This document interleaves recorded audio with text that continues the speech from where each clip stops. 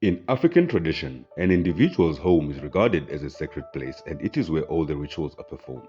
Though some rituals could be performed outside the home for specific reasons in places like certain rivers, forests, and mountains, the family members first gather and perform certain activities at home. A home is the basic structure in all activities that are performed for each individual and the clan which the individual belongs to. A home is not just infrastructure, it is a place which indicates the roots of the siblings and a broader kinship. It is a place where members of the kinship claim as the basis of their spiritual connectivity and their spiritual development. In African tradition, there is a different understanding in the significance of a house and that of a home. A house refers to a building where people stay, and in many cases it refers to the Western-style square or rectangular house. A house can be sold to another owner, but a home can never be sold. A home refers to that infrastructure with a broader nature which involves the social, physical, economical, and spiritual environment where people of the same genealogy live. A home is always owned by a collective, never by an individual. As an infrastructure, a home consists of three sacred places, which are the house or houses, cattle kraal, and the space between these two sacred places, inkundla. The home is the fundamental place of worship. No other place is more sacred than a home. Though a home may consist of many huts or houses, there is one special hut that is called the main hut, indlu enkulu. It is in this hut where the clan members convene during the caucus, ibunga, and also during the process of ritual performance. It is also in this hut that the newborn baby and the mother, umdlezane, are secluded during the seclusion period. They will be in seclusion until the umbilical cord, inkaba, falls off. The main hut is divided into three sides. The left side and the right side, being separated by the fireplace, iziko. The three sides therefore function as follows. The left side from the door. This is the side where males sit according to seniority. The eldest male sits next to the entrance on the left, then the others towards the far end. The right side from the door. This is the side where women sit according to seniority. The eldest female sits next to the entrance on the right, then the others towards the far end. The side opposite the door on the other side of the fireplace. And this is the place where all religious symbols, utensils, and the carcass of the animal slaughtered for the ritual are placed. The cattle kraal, as the name indicates, is an enclosure made up of poles and branches which is a sleeping place for cattle. Some people, in the absence of forest, use stones to build the cattle kraal. Though the cattle kraal is a place where cattle are kept, it is also regarded as a sacred place.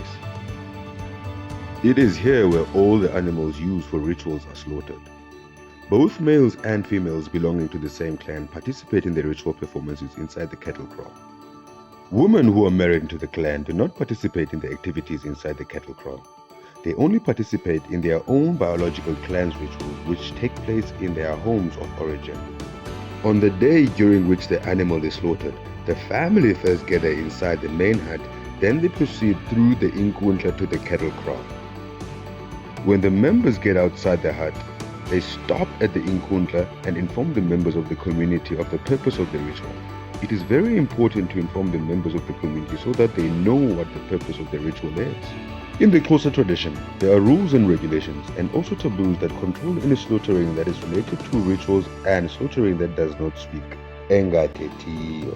One example is that no one is allowed to take away any portion of the meat that speaks, ethethayo, which means meat that is from an animal that is slaughtered for a ritual.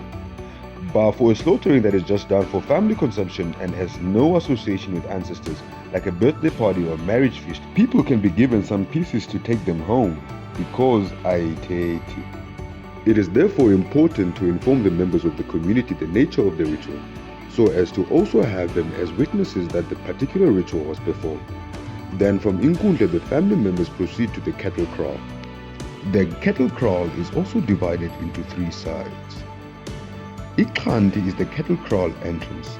Ikhandi is regarded as very important in African tradition, and it is believed that the place is highly charged with the presence of the ancestors. It is at this place that the elderly always go to talk to the ancestors when they experience a problem relating to the ancestors. Also during ritual performances, when entering the kraal, the elderly first stop at Ikhandi and they speak to the ancestors explaining the purpose of the ritual. When there is a problem affecting the family which need appeasement without slaughtering an animal, the elderly would go to a clantini to appease and ask the ancestors to act immediately.